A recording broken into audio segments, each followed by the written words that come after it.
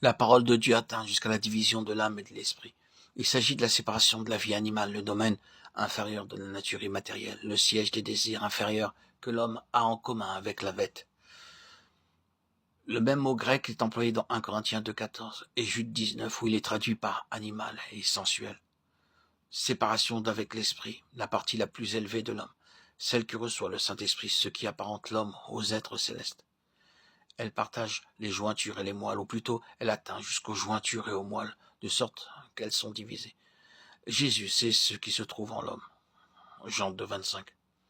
Aussi, sa parole peut atteindre ce qu'il y a de plus intime, de plus caché dans le cœur ou l'intelligence. Rien ne pourrait se dérober à sa lumière, ni sentiment, ni pensée. Il différencie ce qui est spirituel de ce qui est charnel, animal. Il sépare l'esprit de l'âme. Proverbe 20, 27. Comme le couteau du sacrificateur sépare les jointures, ce qui est intimement uni et pénétré, ce qui est intérieur jusqu'au moelle. Le mot grec est au pluriel. Ainsi, de la parole de Dieu qui divise ce qui est étroitement uni dans l'être immatériel, l'âme et l'esprit, pénétrant les recoins les plus cachés de l'esprit. La proposition jusqu'aux jointures et aux moelles est subordonnée à la précédente. Elle atteint jusqu'à la division de l'âme et de l'esprit. Dans une lettre adressée à des Hébreux, cette image est des mieux appropriée.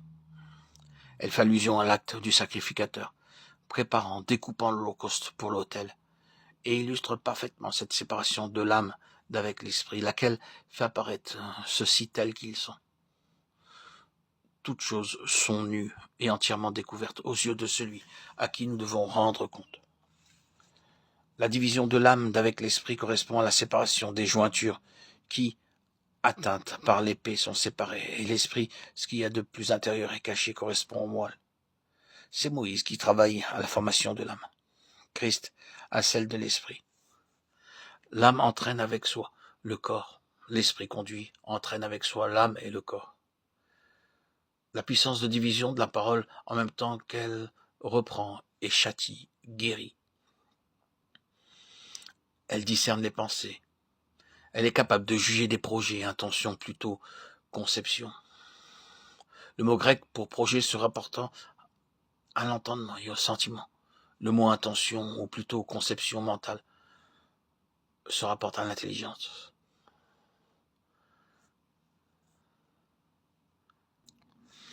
L'âme animale, dans Jude chapitre 19, est traduite par l'homme naturel dans 1 Corinthiens 2,14. Dans les desseins de Dieu, des trois parties constituant l'homme, le corps, l'âme et l'esprit, c'est l'esprit habitacle du Saint-Esprit, unissant l'homme à Dieu qui doit dominer et régner sur l'âme, intermédiaire entre le corps et lui. Mais chez l'homme naturel, l'esprit est tombé dans l'esclavage de l'âme animale, dont les mobiles et les buts sont terrestres.